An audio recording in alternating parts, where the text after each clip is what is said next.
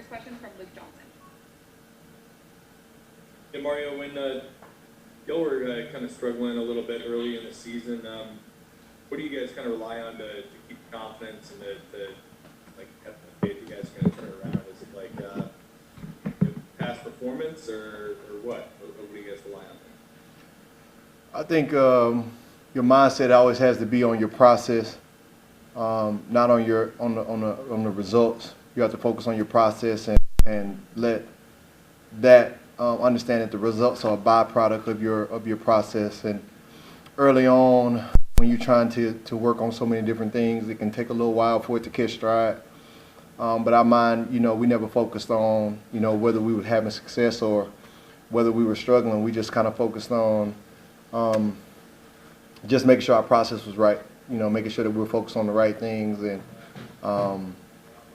as we get to where we want to get in the season, and as we start making, strides towards that final goal, it's going to be important that we continue to do that. Next question from Brooke Kertoffer. Hey, Mario, based on the Falcons' last couple games, what have you seen maybe Matt Ryan do well and where their offense is seeming to hit their stride? I think when you look at their turn on the tape, you just see they have a lot of explosive weapons. Offensive line is doing a good job of protecting them, and he's getting the ball out very quick and knows where he wants to go with the ball, and just a lot of dynamic players around them. And they're doing a good job of getting those guys the ball where they're strongest, and so it's going to be a good challenge for us. Next question from Amos Morale. Yeah, Malcolm seems like he's getting his hands on the ball a lot these last couple games, making a lot of plays. Where have you seen him kind of, I guess, get more comfortable within the defense? Malcolm has been a phenomenal player in this league for a long time, so I don't think it's surprising or shocking to anybody that he's playing at a high level. It's cool to kind of get to see it up close and personal. What so many other people have raved about him being a good leader, about him being a good football player. High energy player, just makes a lot of plays. The coaches can count on him to do a lot. Having him in the defense just makes us better, and so definitely I'm not shocked at the success that he's having and the level that he's playing at. I think to go where we want to go, we're going to need him to continue to play at that same high level. Next question is from Andrew Dope. Yeah, I know it's a very broad question. But what do you think, whoever it is that plays quarterback, and it might be a mix of both between Jameis and Taysom this week, what do you just think about the opportunity that both players have? I know at the end of the day, the coaches do a good job, put us in the best situation to win. I think they've done a good job of bringing in all the right guys, and for us to have those on the roster, I think it's a good situation. Either one of those guys that's in the game, they're going to give us the best chance to win. And so I think it's a great opportunity for them. But at the end of the day, it comes down to us being able to play good complementary football. It's not one phase of the ball that has to play at a high level. It's all three phases, and that's what we're going to have to do regardless of who's back there. And so I'm definitely excited about the opportunity we have to put that on display again. Next question is from Nick Underhill. What does it say about the leadership of this team? Just the last couple of years, you guys have endured some injuries that I think would probably take a lot of teams out, and the list is pretty star-studded, but it doesn't really seem to affect you guys too much, and you can always overcome it. Like, what does that just say about the locker room?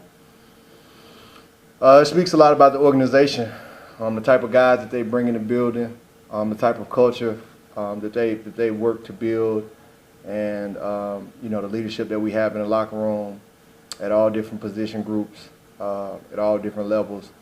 And I think when you have the right culture, you're able to do that, to know no matter who's in the game, you're going to get their best effort, and it's going to be somebody that's going to go in and do their job at a high level.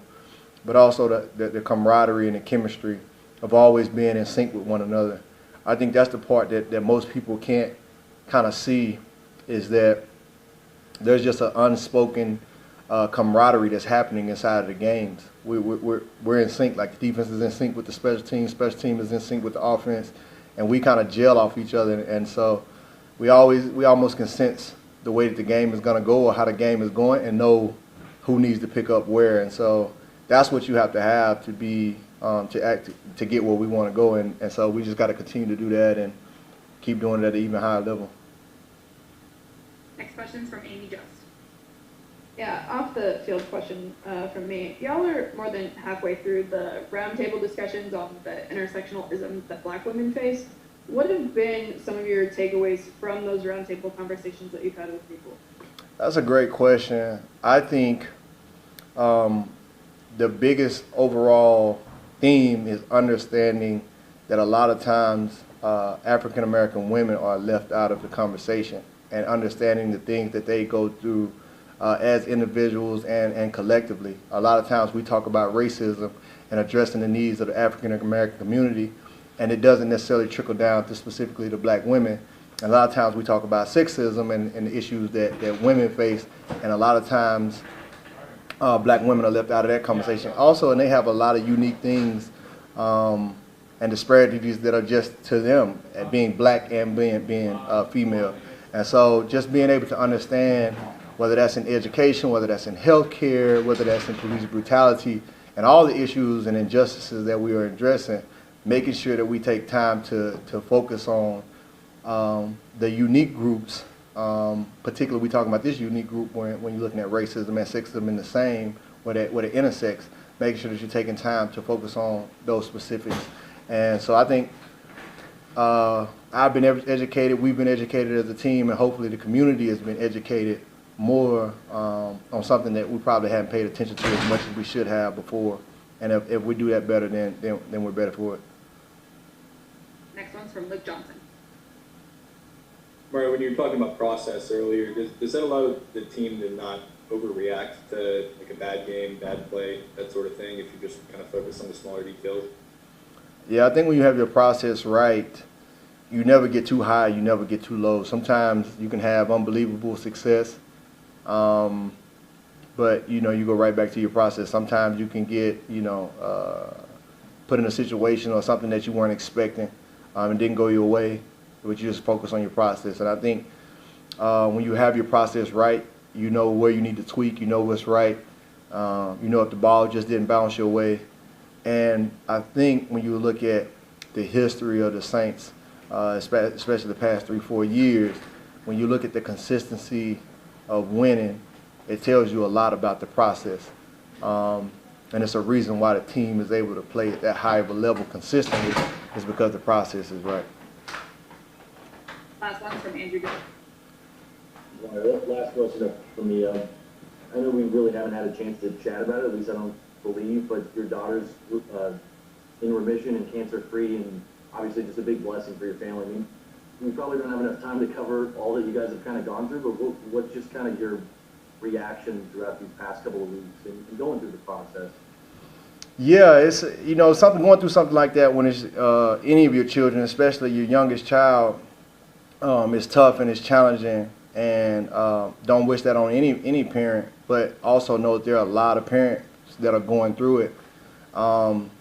It's been unbelievable news. It was hard. We just put our faith in God, and we made it through.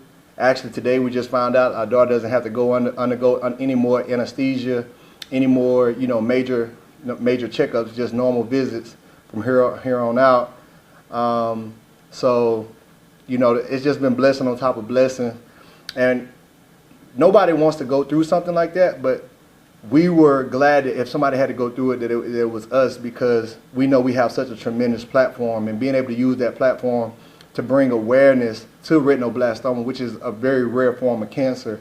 For instance, we told our pediatrician about this 2 or 3 times and showed him pictures of our daughter's eye and even let her look at it, but it's just not enough research for pediatricians to pick it up quickly. Only 300 children get it per year, and so it's so rare that many parents miss it. And so if it causes parents just to do a little bit more checkup, a little bit more follow-up, if they notice something in the eyes of their children, then we could be better for it. And if we can bring more awareness to it, that we can get more funding for research, I think it can help a lot of other families. And so nobody wants to go through that, but we're a family that just believes that God allows everything to happen for a reason, and we're going to always turn adversity into something positive, and that's what we want to do, is use our platform to bring more awareness of it. But Carly Faith, she's doing amazing. 100% healthy, and just praising God for that.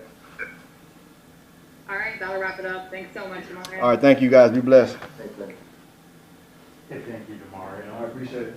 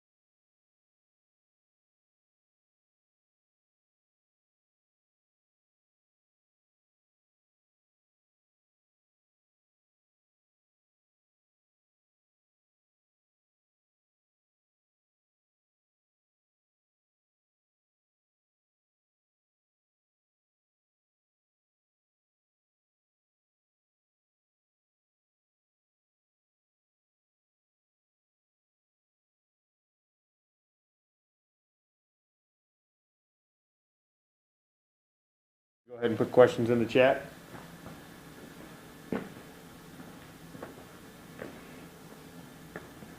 All right, we have Jared Cook First question is from Andrew Doak.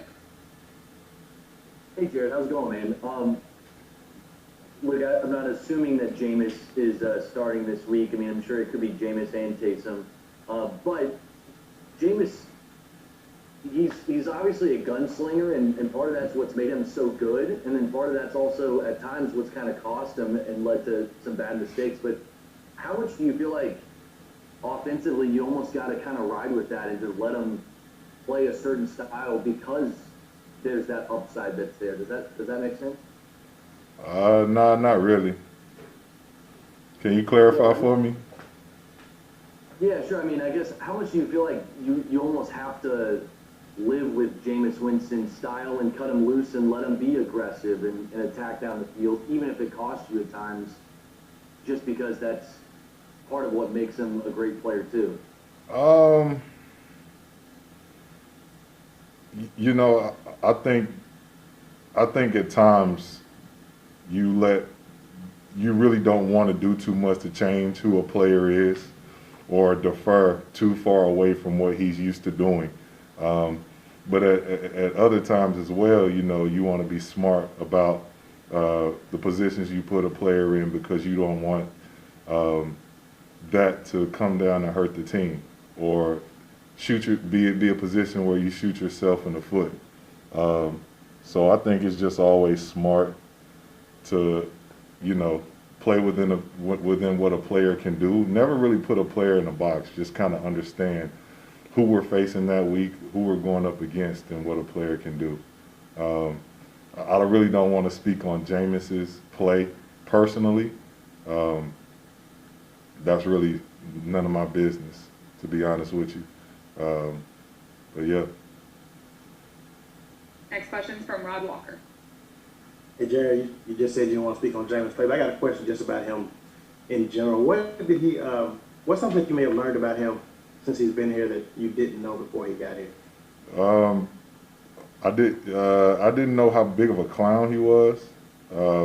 Really didn't know his personality, and now we all kind of see it, who he really is, and kind of Jameis is Jameis, man. He's just one of those guys. I think his baseball background has kind of brought out a lot of personality from a lot of different guys, and he's just he's a fun guy to be around the locker room for sure, and a silly guy when he steps into the huddle.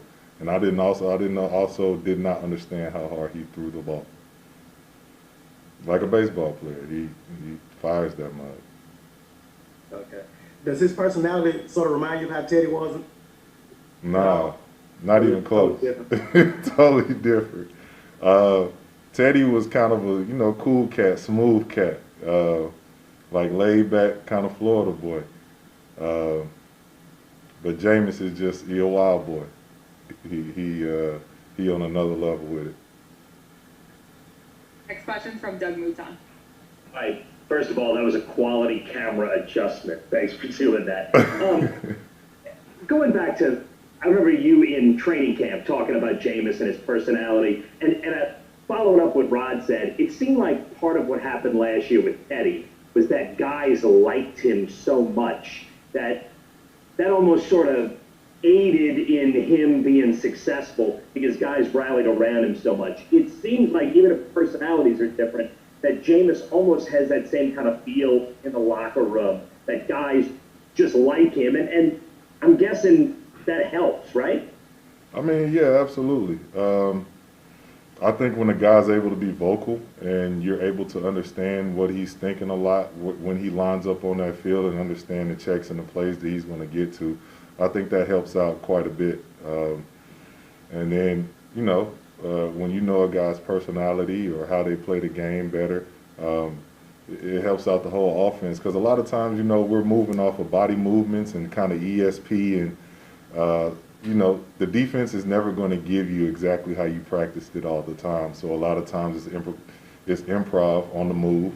So the better page you're on with your quarterback, the more vocal he is, and the better he is for us, that helps everybody out.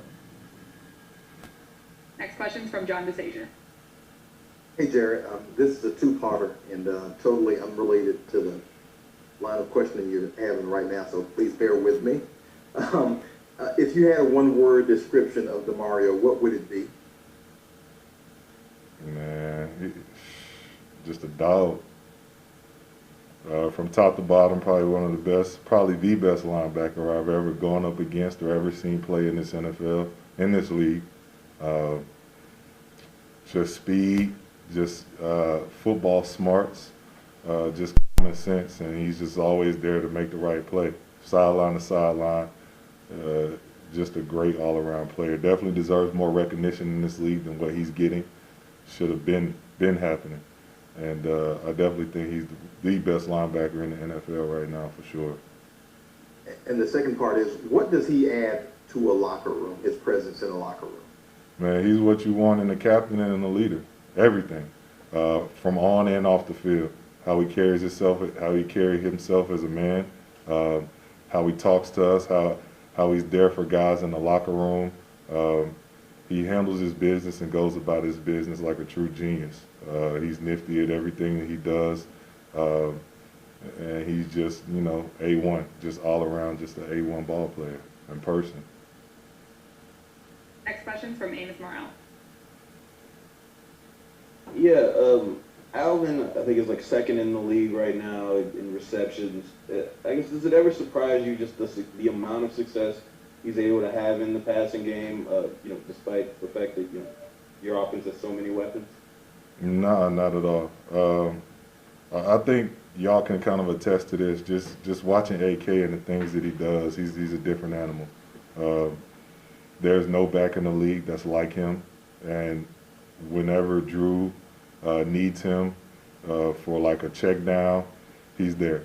Whenever Drew needs him to be the linebacker and get downfield, he's there. Whenever you need him on a toss sweep, a screen, a handoff, he's there. He's just so versatile in the things that he can do on the field. There's really no limit to where he can line up and the things he can do. And his quickness, his speed, his route running, and his running ability when he has the ball in his hands is dynamic and is second to none. Next question's from Amy Just. On Josh Hill, last year when he missed some time, Sean said it was losing him is like losing your front door. Just how important is he to what y'all do? Highly important. You want to talk about another guy that's versatile in the things that he can do from the backfield, from inline, a piece that we move around quite a bit. He's just a very smart and savvy player that's going to get the job done. A lot of dirty work he does for us, which we need, and we're very appreciative of it.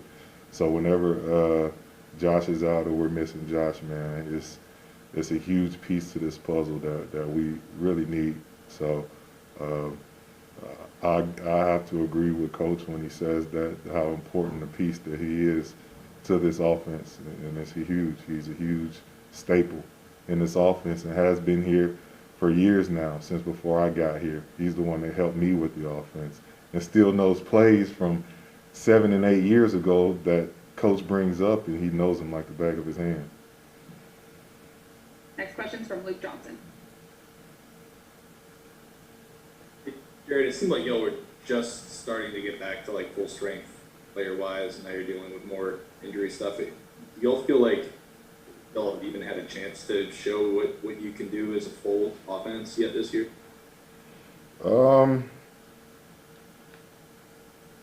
No, I don't. I think I've said this before. There are a lot of games and a lot of plays in games that you wish you could have back. And, you know, we've had different pieces go down at different times this year. So sometimes the offense isn't at full strength, but I still think we have yet to play our best game. And I think a lot of guys in this building kind of feel the same way. We have a lot more that we could do on Sundays, to go out there and play a perfect game, no MAs, no missed assignments, just, you know, scoring on every drive. I think we were close in one game, but I don't think we still weren't satisfied with that. So I still think we could play a lot of good football and have a whole game to where we could just go out there and ball completely lights out. Last questions from Nick Underhill. Well, I was going to ask something else, but now, because you brought that up, I'm interested. How do you feel like you would review yourself through the first half of the season?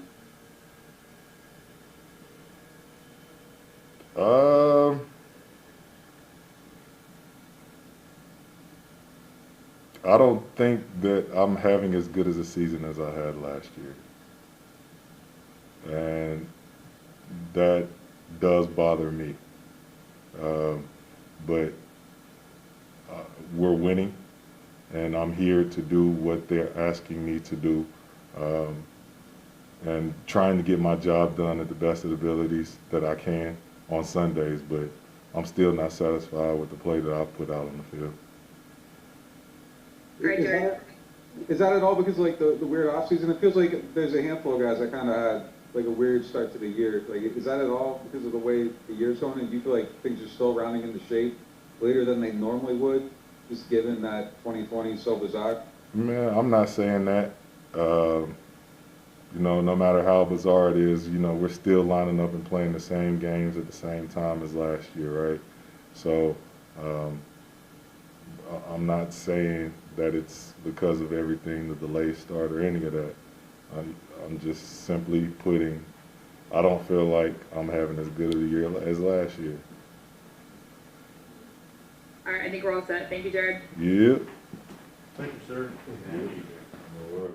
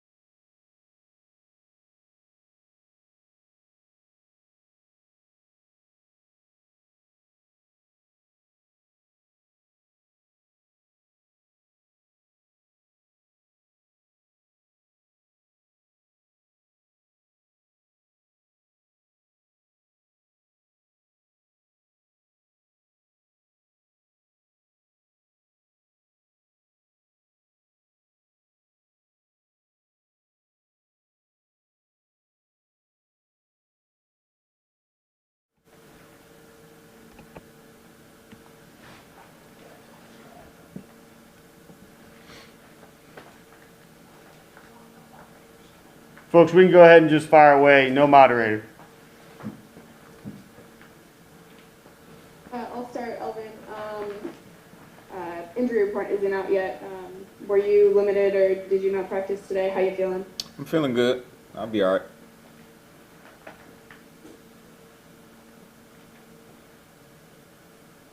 Is it the same thing that you were dealing with 2 weeks ago or something different? Yeah, same thing.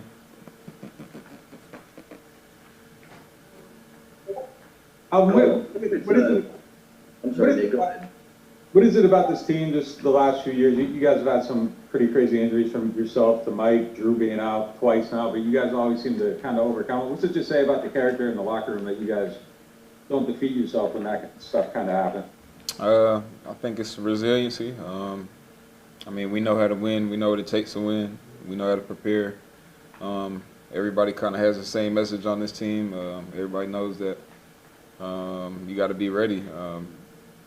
One injury away, I guess. So everybody knows, what we're trying to do. The main goal, the bigger picture. So that's what we keep in mind. Alvin, how much of a difference do you think it's going to make for whichever quarterback plays, and even if it's both of them on Sunday, just given a week where you have to prepare, where that Breeze isn't playing, compared to being thrust into a game where you're all of a sudden just having to play and come off cold off the bench? What's the question? How big of a difference is a week for two different quarterbacks, meaning Winston and Taysom? What's the difference? What's the difference for them, or what's the difference for the offense as a whole? Well, kind of both. What's the difference for them and for the offense as a whole compared to having to come off the bench? I mean, obviously, they got to lock in a little bit more, probably, for us. I mean, for everybody, honestly, I'm going to tell the truth, we still got to play. We don't get an automatic bye week because Drew not playing or because anybody's not playing. We got to play still. So, I mean, it is what it is. They get paid to play just like Drew gets paid to play. So they'll be ready. Are there attributes that they bring to the table that are unique that get you excited as an offensive player to just have those guys playing? Yeah. I guess you guys saw a little bit of Jameis and what he could do last week. We've been seeing what Taysom can do, so both of those guys got some qualities to them that are obviously some great qualities. Taysom can run the ball. Jameis got a big arm. Those guys are both talented in their own right. Jared Cook said earlier today that the velocity on the ball between him and between Drew and Jameis is very different. Do you notice that too, and how do you adjust to that? I just catch the ball. I don't really pay attention to that.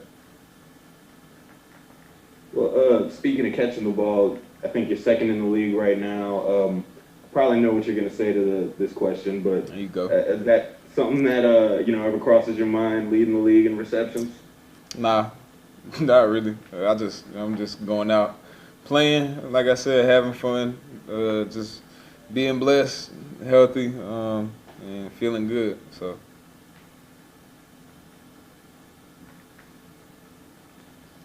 Alvin, have you seen what's kind of the difference with this Falcons defense now that we've seen a change at head coach? And I know Raheem Morris is a defensive guy.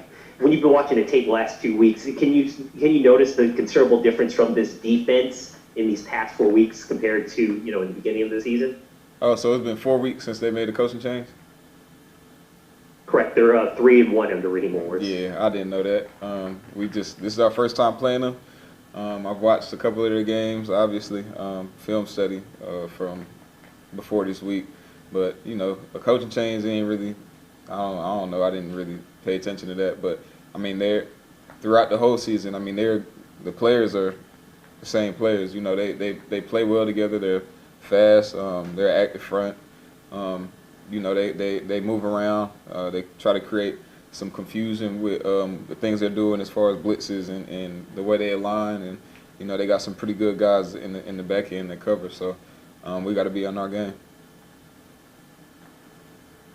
Alvin, is there anything about Sean that you noticed during these adverse situations that kind of helps lead you guys strong? Is there anything about him that changes or anything like that?